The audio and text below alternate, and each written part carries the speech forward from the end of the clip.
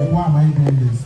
If money is the main reason that led you to start it, you're going to struggle. But if you love what you do, and if you have a why, you've created a niche and you're building it, the audience will let you know when it's time to monetize.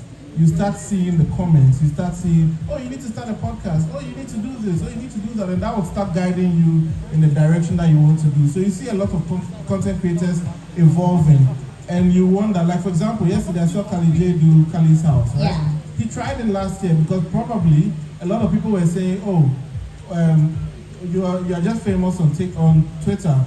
Are you actually creating content? Then last year he did it live and it was successful. So this year he's actually going harder. And so you see the audience told him that it is time to move. So you need to listen to your audience, and as your audience grows, you will evolve. You know what I mean? Yeah. And then you now start figuring out different ways in which to make money. When Made in Ghana started, he was a comedian, right? Yes.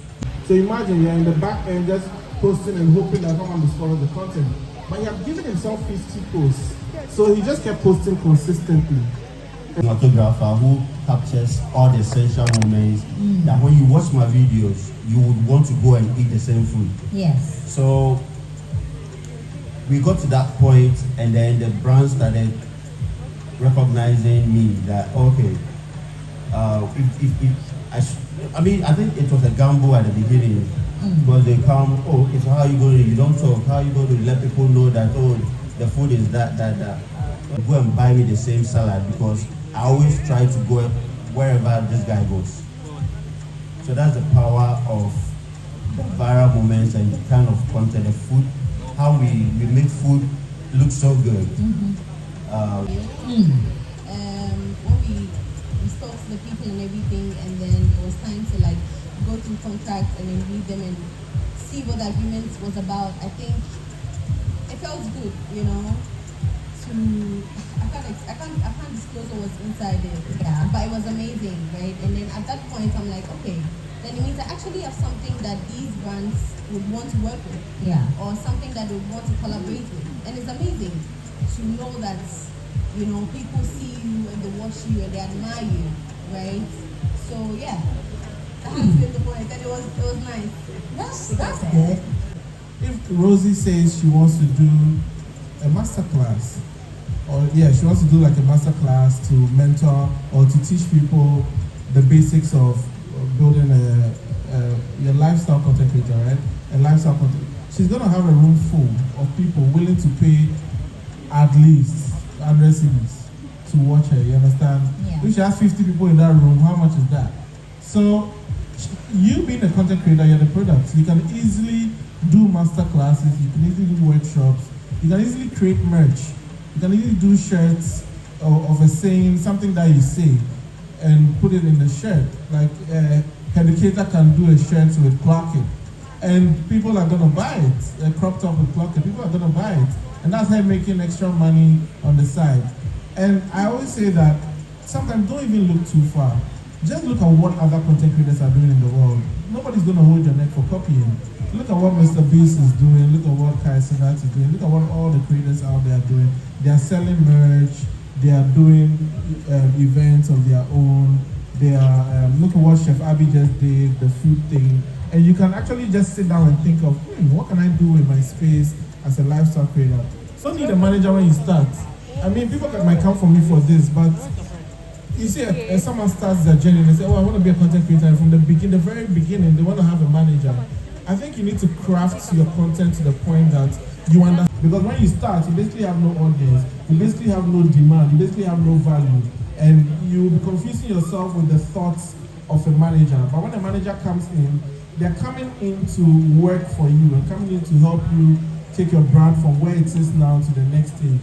So when you start your journey, figure it out. Like, identify what you stand for, identify your why, identify how your audience reacts. You should even know at what time of the day your pages have high engagement, so that a manager doesn't come in and say, oh, this brand said you should post at 6 a.m. in the morning, and they're insisting and they're fighting. And me, they're like, are you on YouTube? And they're like, oh, I'm only on IG. I'm like, there's a lot of money to be made on YouTube. It's there. Put your content on YouTube Shorts. You have already, posted content on TikTok or IG. Go and put them on YouTube Shops. Diversify. For instance, just as Brandmeister was saying, the audience has actually given me an idea to start selling Asanka.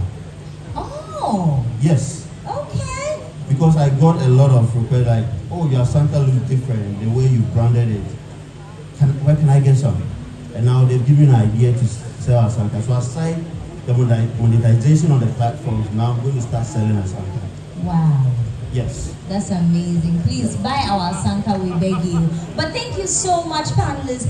We really, really appreciate you. Because across the capital, so when your business belongs here, automatically we have that other regions will also hear about you. So, and thirdly, I was already doing schooling, projects, working at companies, because I read food science and technology. Oh. Yeah. So I had to work in companies and also doing the braids on the side. So I think with that kind of like resilience, right, I've been able to like put that into my today Ajwa.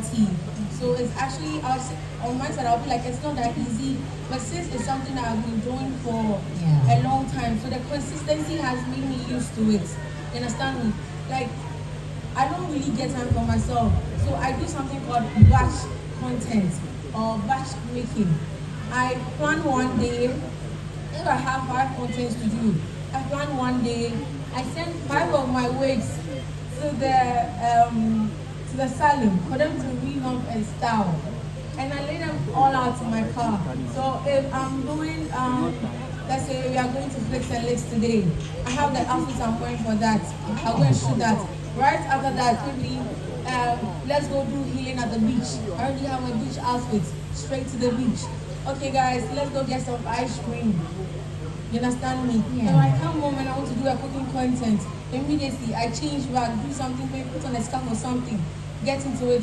So at the end of the day, you see that I have a lot of content shot in my phone. All I have to do is to just edit it and then post it. And editing is also the problem. It's true. That one day, everybody can relate, Anna. Yeah.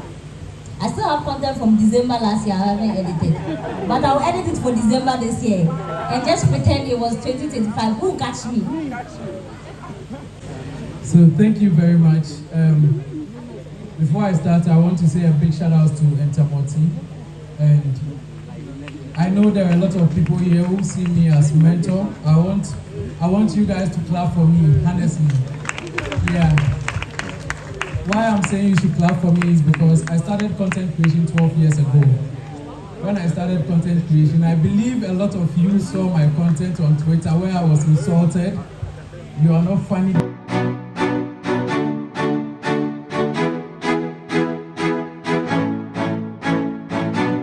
Motivation behind the reveal was to scale up, to expand. I mean, when I started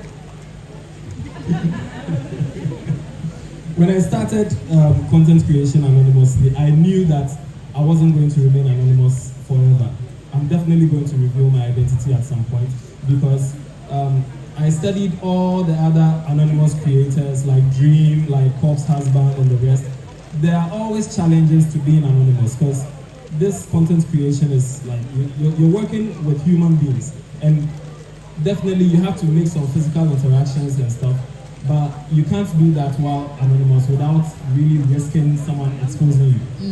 And so I knew from the start that I would reveal my identity at a point. Now, when I knew it was the right time to reveal was when I got to a point where I had grown. I had made enough that I can expand, and I wanted to do more, like interviews, like podcasts and other things. There are so many ideas in this head that I want to bring to life, but I can't do that while still anonymous. Yeah. So that was the main reason why I revealed my identity, so that I can expand. And right now that I have revealed my identity, you can see the expansion. Yes. Right now we have Crime de la Crime, which is basically the biggest true crime podcast in Ghana.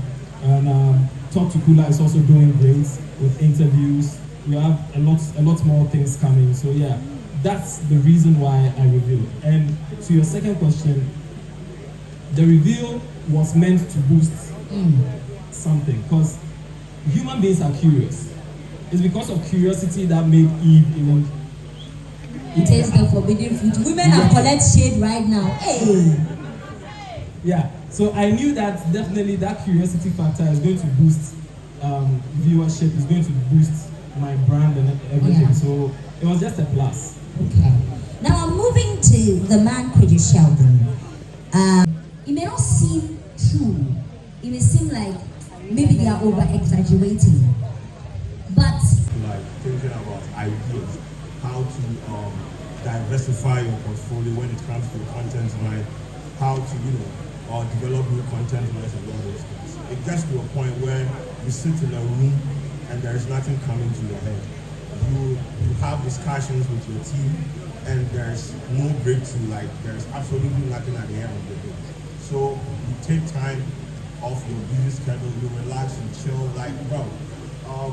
You need to take care of yourself. That is what I would tell some of these content creators out there. When I started, it was 247 content creation for me because I wanted to make a statement. I wanted to create something bigger than what I even thought of when I started. So it was back to back for me, like every single day. What can we create to entertain, to entertain our audience and all these things? But I got to a point, I was tired. Whatever I wanted to say in my video, I said it already. Whatever I wanted to do in my videos, I've done it already. So for me, what helped me was, I am not afraid to share the spotlight, right? So I introduced new faces, right? So I started, bringing on different perspectives, different faces, different energy. So when you come to my platform and I am not there, I cannot give you that energy. There is another person on there that can give you something like that. Even if it is not up to what Credit Sheldon can give you, you will enjoy the content. And I introduce different content lines. That is why I always stand on that rock, that introducing different content lines on your platform, especially when you operate in the space that I operate, is very pivotal when it comes to growth, when it comes to audience retention. Because when you do one thing for a very long time, it becomes monotonous, right? Boring. And people start complaining. And so I have to, sit through it, think through it, and introduce new content line, introduce new faces, introduce, extensions to the brand, like on social media. How do they see us? What can we introduce on social media that we don't necessarily have to post on our YouTube channel and everything?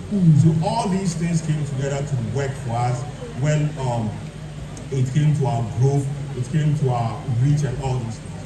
But at the end of the day, as a creator, whatever you do, no matter the engagement, the numbers, the money you are making, take some time off the busy schedule and relax. Because when you sit back and you relax and you do introspective analysis, it gives you the opportunity to reflect on what you have done, what you can do more, and you come back with energy. I went to the States to go see my wife. She delivered, so I had to go there for 4 months. And yes, the 4 months that I was in the States, it was that time that I had to take some time off to reflect, to relax, to chill. So just make sure you focus on yourself, improve the content, and once you create the kind of content that people like, you blow up. Made in Ghana, have you ever felt jealous, intimidated, or competitive with another creator? If you have, how do you turn that feeling into growth? Even if you haven't, which I am doubting, because all of us sometimes we feel small inside there. Let's be very honest. How you turn that feeling into growth? So yeah, I jealous everyone. You dey jealous everyone? Yeah. Hey. Because the God self we create ourselves. They want you more past the devil.